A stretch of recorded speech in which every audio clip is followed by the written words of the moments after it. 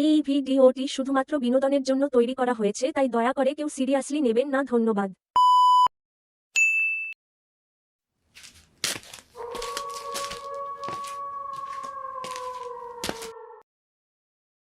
নীলগন্ধি গাইলি এনাই হয় না যা। এই তো কোচিং থেকে আইলাম। আচ্ছা যাবি না? নু জামগা নতুন জায়গা।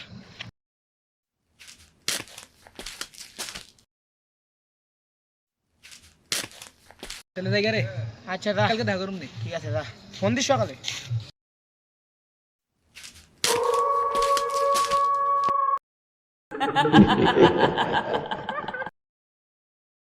কিরে, এরকম বিকট ধরনের হাসি শব্দ কোত্থেকে আসতেছে? দেখি তো আমার পিছনে কেউ আছে নাকি।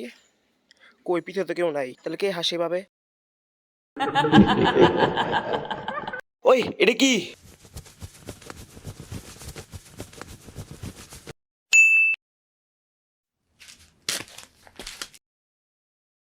অর্পণ, কালকে কোচিং থেকে আসার পথে আমার দেবের সাথে দেখা হয়েছিল।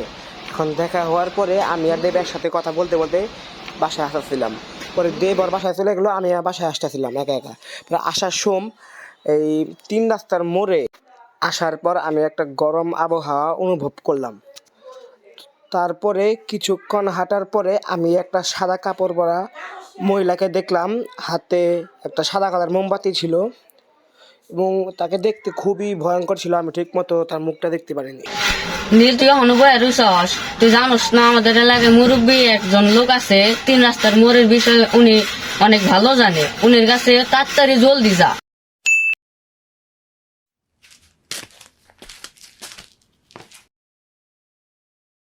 চাচা, আপনার কাছে একটা ঘটনা শুনতে আসছিলাম। কি করো না ভাইতে? আমাকে 3 রাস্তার সম্পর্কে কিছু বলে। যে 3 রাস্তার মোড়ের সম্পর্কে আমাকে জানতে চাইছো, ওটা একটা অনেক ভয়ানক জায়গা, মানে অনেক ইতিহাস, অনেক আগের কাহিনী। এই সম্পর্কে জানতে গেলে তুমি অনেক ভয় পাবা। এইসব চিন্তা তোমার করা লাগবে না, তুমি এসব না শোনাই ভালো। না চাচা, আমি জানতে চাই, আমার জানার খুব ইচ্ছা। আচ্ছা বাইস্তে, তুমি যখন ঘটনা শুনতে চাইতেছ তাহলে শুনো, বলি, ভয় পাইও না। মনে করো যে 5 থেকে 12 বছর আগে ঘটনা। ওখানে এক মহিলা বাস করতো। ওই জায়গায় একটা আম গাছ ছিল, ওখানে একটা কুড়ে ঘরের মতো ছিল। ওই কুড়ে ঘরে এক মহিলা আর এক এলো থাকতো, মানে এক বুড়ি আর এক এলো বুড়া থাকতো। দুইজনে মনে করো যে অনেক বছর বসবাস করছে, 7-8-9 বছর বসবাস করছে। আস্তে আস্তে তারা অনেক বয়স হতে ওইতে মানে হাঁটা চলাচল করতে পারে না লাঠি নিয়ে। এক সময় তাদের এমন অবস্থা হয়ে গেল, মানে হাঁটা চলাচল করার মতো অবস্থা ছিল না। তারা দুঃখে দুইজনে আত্মহত্যা করলো, ঘরবন্দি ছিল।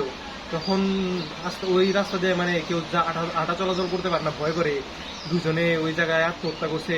রাত হলে মনে করো যে অন্ধকারের সময় মানে শব্দ হয়, আওয়াজ হয়, ডাকে মানুষকে, মানে অনেক ভয় পাইতো ওই রাস্তাতে হাঁটতে গেলে। তারপর অনেক কিছু হয়, আরো মাঝে মাঝে বিকল্প ধরনের সাউন্ড হয়। তারপরে মাঝে মাঝে দেখা যায় যে তারা মোমবাতি না হাঁটা চলাচল করে, মনে হচ্ছে যে মানুষ যাইতেছে, মানে অনেক মানুষ ভয় পায়, মনে হয় এটা কি, মানে তারা আতঙ্কে পড়ে যায় যে এটা কি। আসলে তারা তো ভালোভাবে জানে না এখনকার মানুষ, আগেরকার মানুষ আমি জানি। কারণ ওই রাস্তা, ওই জায়গাটা ভালো না। ওই জায়গায় হলো তাদের বাড়ির পাশে যে হলো শ্মশান ঘাটটা ছিল, ওই শ্মশানে তাদের পুরানো হয়েছিল, হলো ফাঁসি দেওয়ার পর পুরানো হয়েছিল। মাঝে মাঝে ওখানে মনে করো যে কান্দার আওয়াজ আসে, মানে অনেক কাহিনী ওখান দিয়ে। এখন মনে হয় যে মানুষ হাঁটা চলাচল করতে সমস্যা হয়, মানুষ ভয় পায় কখন তাদের যাইতে ধরে। এর কারণে মানুষ এখন হাঁটা চলাচল কম করে। বাইতে ওই রাস্তাটা অনেক ভয়ঙ্কর, কারণ ওই রাস্তায় 12 বছর আগে যে বুড়া বুড়ি আত্মহত্যা করছিল, তখন ওই রাস্তাতে মানুষ হাঁটা চলাচল করতে ভয় পায়। কারণ এখন ওখান দিয়ে ওই বুড়া বুড়ি হাঁটা চলাচল করে রাতে মোমবাতি নিয়ে। আচ্ছা তুমি যাই করো বন্ধুদের নিয়ে ওই রাস্তায় বেশি চলাফেরা করো না, ওই রাস্তাটা অনেক ভয়ঙ্কর। তুমি মনে করো যে যাই করো দেখে শুনে থাকবে। ধন্যবাদ চাচা আমাকে এত সুন্দরভাবে ঘটনাটা বলার জন্য। কালকে রাত্রে আমি সেই আত্মাটিকে দেখতে পেয়েছিলাম এবং ভোর দিয়ে পালিয়েছিলাম।